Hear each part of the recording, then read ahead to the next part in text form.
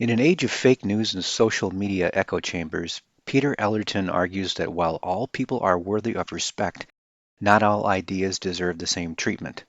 By separating our ideas from our identities, we are able to look at ideas through the lens of a brutal meritocracy, where we can discriminate between a good or bad idea without disrespecting the person who delivered it. Here's why you have the right to be heard, but not necessarily be taken seriously. Let's get into it.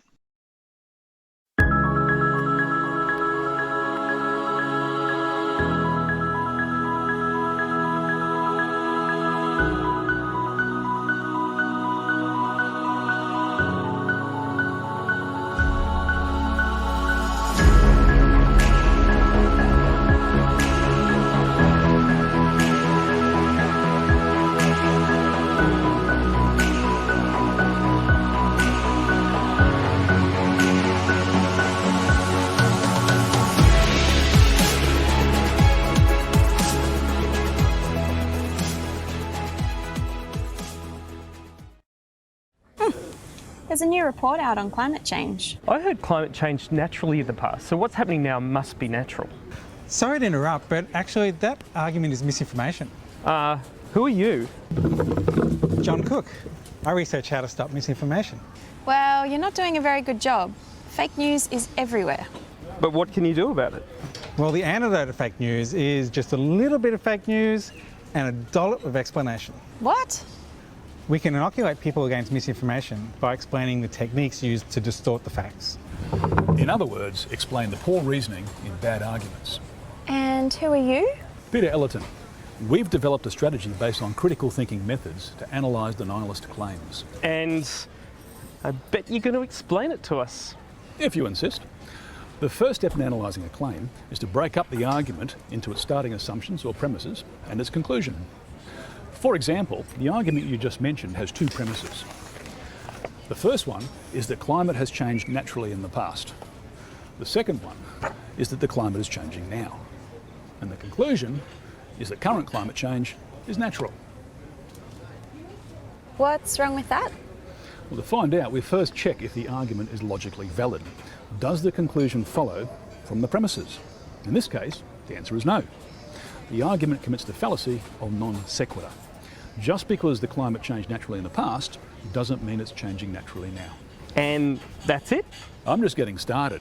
If an argument's invalid, it's often because there's a hidden assumption. In this case, a hidden third premise. If something wasn't a cause in the past, it can't be a cause now. Adding this premise makes the argument logically valid. So now the conclusion must be true? Not so fast. The next thing we have to do is check that the premises are true. In this case, the third premise is false. It commits the single cause fallacy, ignoring there can be multiple factors that cause climate change. So now we're done? We're done. Although it's worth pointing out the advantage of using critical thinking to debunk misinformation. The computer's talking. No, it's Dave. Where are you? I'm in the Alps. A simple way to expose bad logic is to apply a parallel argument and show just how ridiculous the argument really is. The past climate change argument is just like arguing that because people died of cancer in the past, cigarettes can't be the cause of any cancer now. We took this critical thinking approach and applied it to the most common myths about climate change. Every myth we looked at had reasoning flaws, and we listed more in this paper published in Environmental Research Letters. If I take your paper, will you leave us alone? Sure. Fine.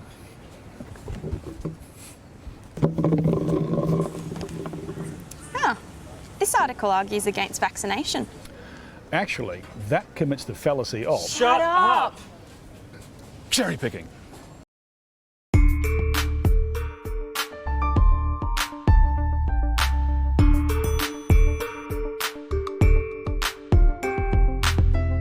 I'm Peter Ellerton. I'm the Director of the University of Queensland's Critical Thinking Project and a lecturer in critical thinking. When we talk about pulling apart the structure of an argument, we're talking about looking at reasons why. We're talking about issues of justification. So they're really important for accepting a conclusion or not, as the case may be. And when we when we look at someone's argument structure, we're really saying, what are your reasons? And how did you get from your reasons to your conclusion? Now, if you can't lay out that in a rational way, then it's a bit of a lost cause. It's just mouthing a conclusion that you happen to agree with. It has no persuasive value apart from some emotive persuasion, I suppose, but there's not a rationally persuasive course of action to try and convince somebody by just yelling your statement of belief or ridiculing them for not having it, for example. If you're going to come into the rational arena and make your case, you need to understand what the rules are. So we have to know what an argument is. We have to know that an argument is about laying out your premises, those things you take to be true, and saying why you think they're true, and then showing how those together form a pathway to a conclusion. And being able to explain that in detail, in a way that's rationally persuasive to other people. If you're not going to do that, then I think you're really just trying to cheat the system. Trying to wear the mantle of a rational being without playing by the rules. There are some very important technical terms in argumentation that give us the means of evaluating arguments, and they're tied to that structure of an argument as premises leading to a conclusion. So what we say is, if you've got a conclusion that follows logically from the premises, so for example, if I said something like, all gronks are green and Fred is a gronk, then it follows that Fred is green, and that's a valid argument. It's valid because the conclusion follows logically. Whether or not the premises are true is a different issue, but the logical structure of that argument is what contributes to being called valid. And of course, if we say that all gronks are green and Fred is a gronk, therefore Fred is not green, well, that's an invalid argument. So an argument is invalid if the conclusion doesn't follow from the premises. So that's one way we have to evaluate whether or not we should accept an argument. But we might accept an argument as valid, but then we have to ask ourselves, well, are the premises true? Now, if the premises are true, we call the argument sound. It could be valid, but with false premises, in which case we call it unsound. So calling an argument valid or invalid or sound or unsound gives us a kind of technical language for evaluating claims that are based in arguments.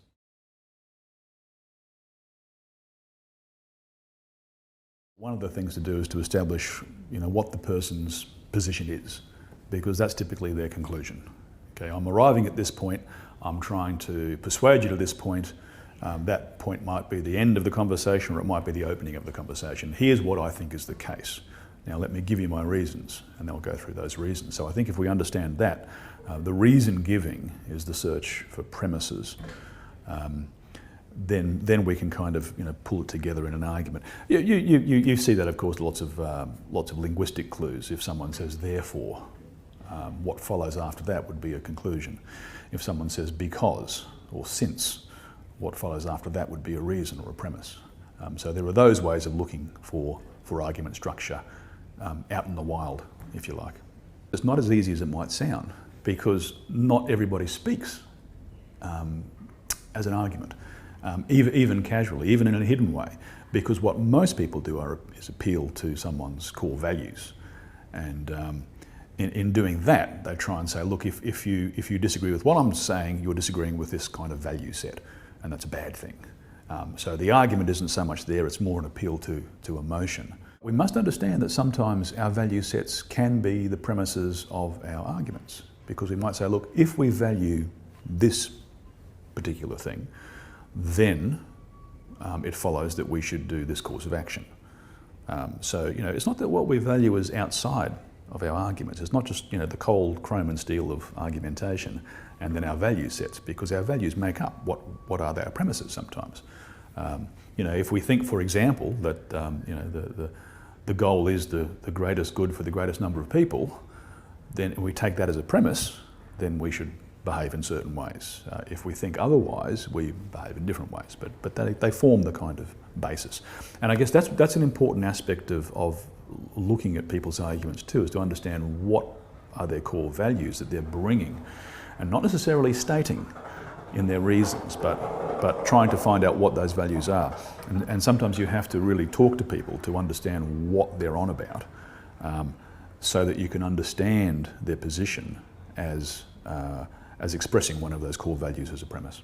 So values and argumentation often merge together, and when you're talking to people about why they believe a particular outcome or a particular conclusion, it's very important sometimes to understand what their value set is, because even if they don't know it themselves, or if they haven't made it explicit, what they're taking as their core values can form part of their argument.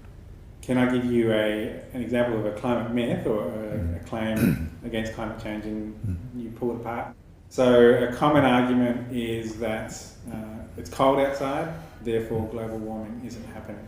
A full expression of that argument might be something like, as the first premise, that, well, if the planet is warming, then we would expect everywhere to be getting warmer, as one premise. The second premise might be the observation that some places are experiencing extreme cold. And from there we would draw the conclusion that therefore global warming isn't happening. Now, that argument is valid, that conclusion does follow from the premises. But let's look at those two premises.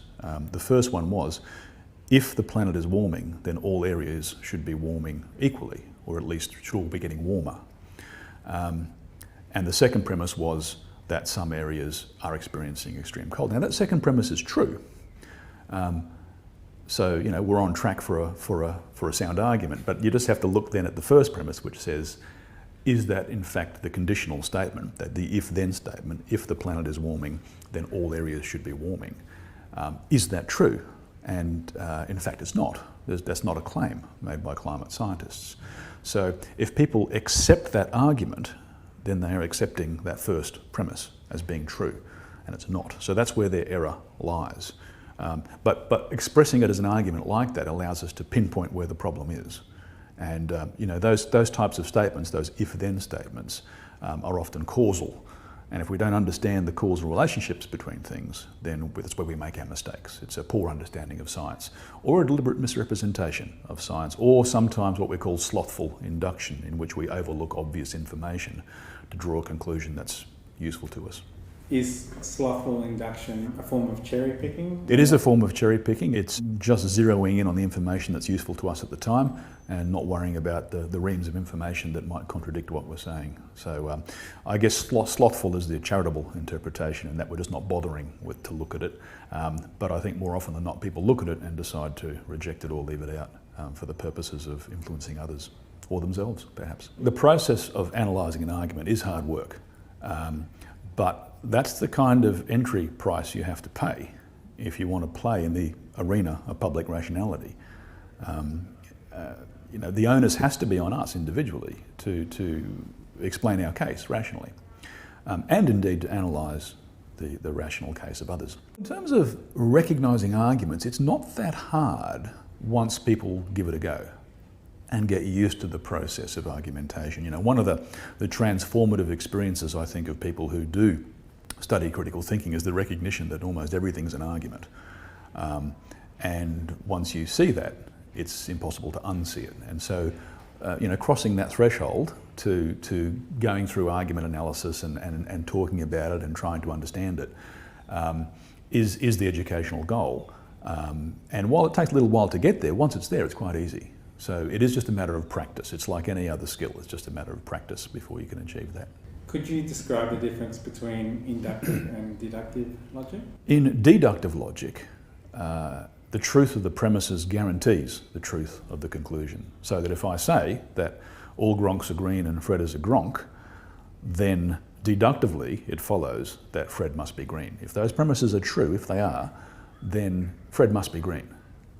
If you think Fred's not green, you're wrong. It's not a matter of opinion in that case. Deduction is ironclad.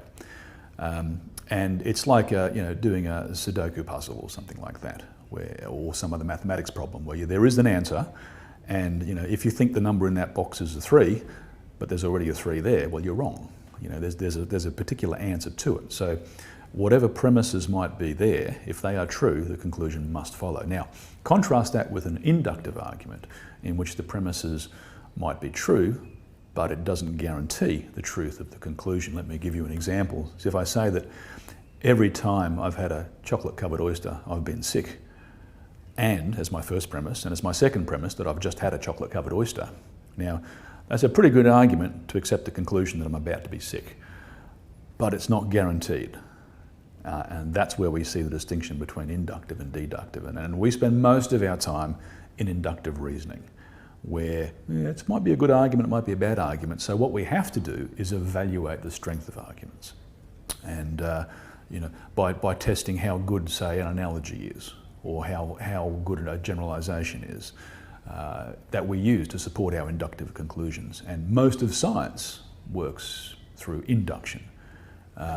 Most mathematics works through deduction. So we can't have the kind of certainty we see in mathematics for a lot of our scientific findings. For some we can, but not for a lot. And so this kind of, I think, plays to a public misconception that we have to know with absolute 100% certainty any scientific outcome, or it's not, a good argument. But that's not the case, because in induction we can never be sure. There are lots of fallacies we can make in induction. We've spoken about slothful induction, the not having all the information or not trying to find all the information and drawing conclusions from what we see in front of us. We can use faulty analogies. We might say something like, the death penalty is like a lighthouse.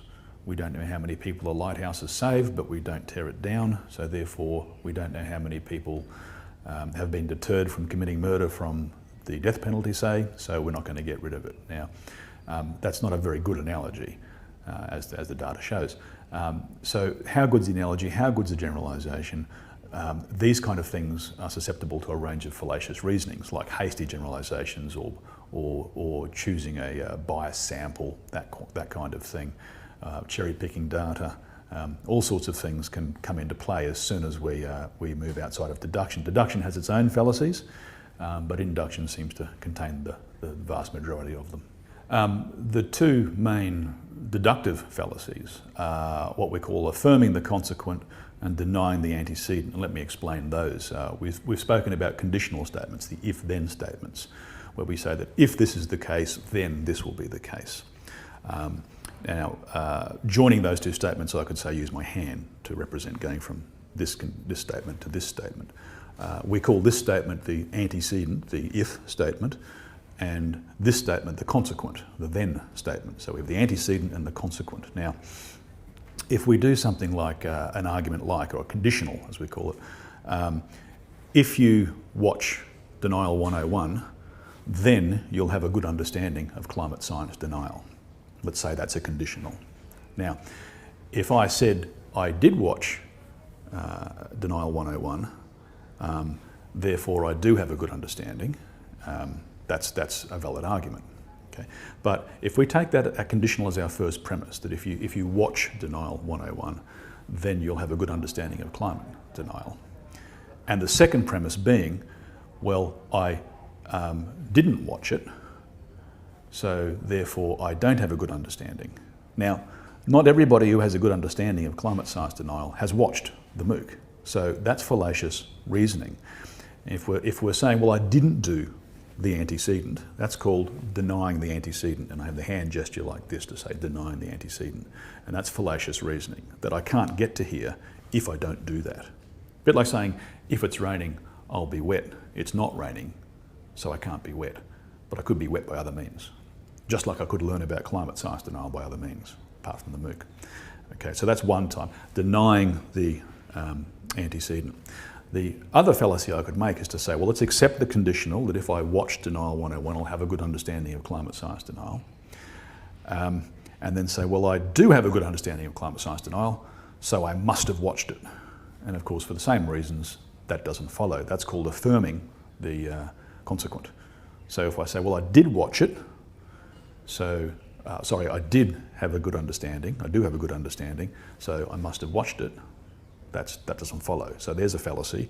Or I didn't watch it, so I can't have a good understanding is another fallacy. So affirming the consequent or denying the antecedent are two logical fallacies based around a conditional.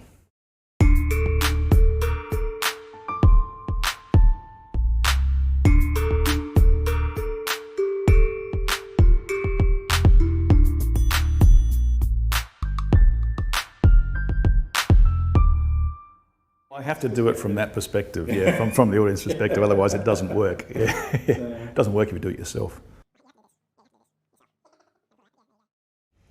Well done. That gets you confused.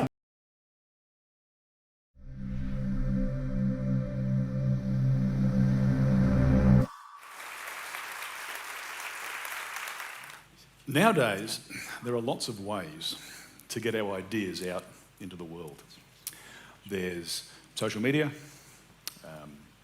web hosting, blogs, comments on news articles. Yeah. If you've got something to say, you can find a place to say it. And partly because of these platforms, we also live in a world of fake news and echo chambers, where we surround ourselves with sources that tell us what we already think and how clever we are for thinking it. So, you agree with me? Wow, you must be really smart. And obviously, an excellent source of information. But if we step outside those circles, having lots of ideas and opinions around us is a good thing. It makes it harder for us to exist solely in our information bubbles. A diversity of ideas is also an indicator of a tolerant society. And that very tolerance suggests that we should respect the ideas and opinions of others, right? Each according to their own. Let 1,000 flowers bloom. I would argue that's not only wrong, it's dangerous. Treating all ideas as equally worthy of respect is a toxic notion. Because if all ideas are equal, then all ideas are worthless. Now let me explain that thinking a bit. If there's no criteria we can use to determine if one idea is better or worse than any other, then it is by definition both worthless and useless. In other words, an idea that can't be evaluated is an idea without value. But we value ideas for different reasons.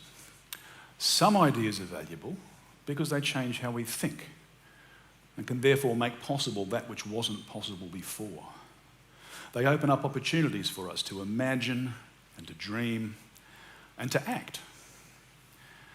The TEDx forum gives us lots of examples of these. Ideas that can take us places, that help us explore, progress and develop, that give us meaning and purpose, are good ideas. But not all ideas are like that. I'd also suggest that an inability, even unwillingness, to discriminate between good and bad ideas has left us with a deficit of, among other things, good politicians and high-quality public debate. So where does this sentiment come from, that we should treat all ideas and opinions with respect? Well, to my mind, it's part of a broad and deep social movement towards tolerance and equality, which is a good thing. But what that movement sometimes fails to recognise is a very important principle: that people are innately worthy of respect, but ideas are not.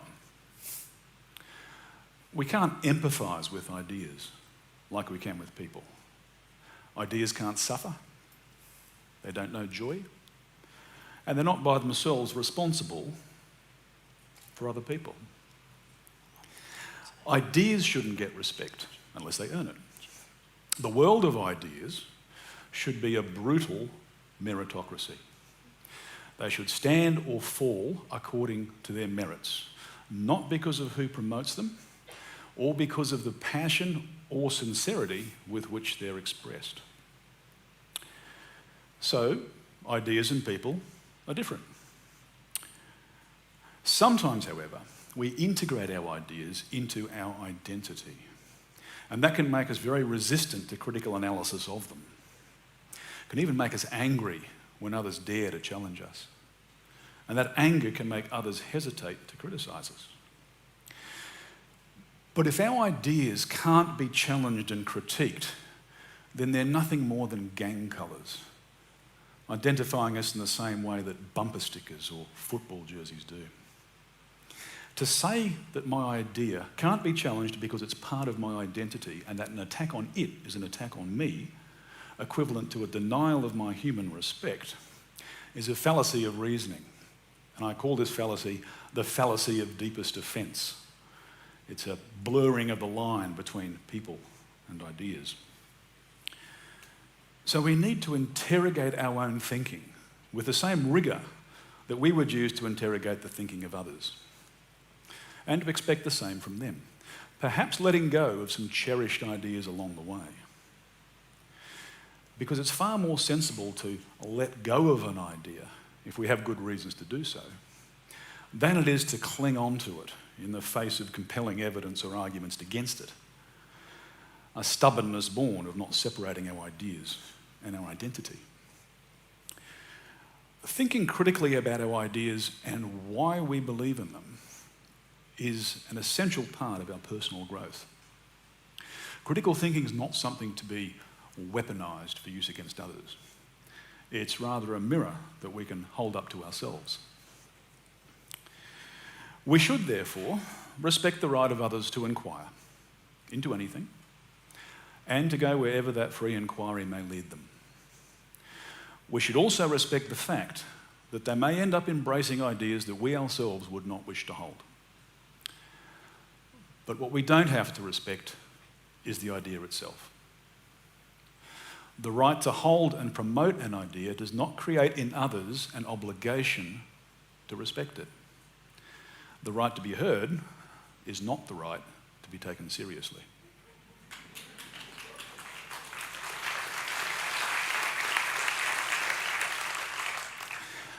I said earlier, if all ideas are equal, then all ideas are worthless.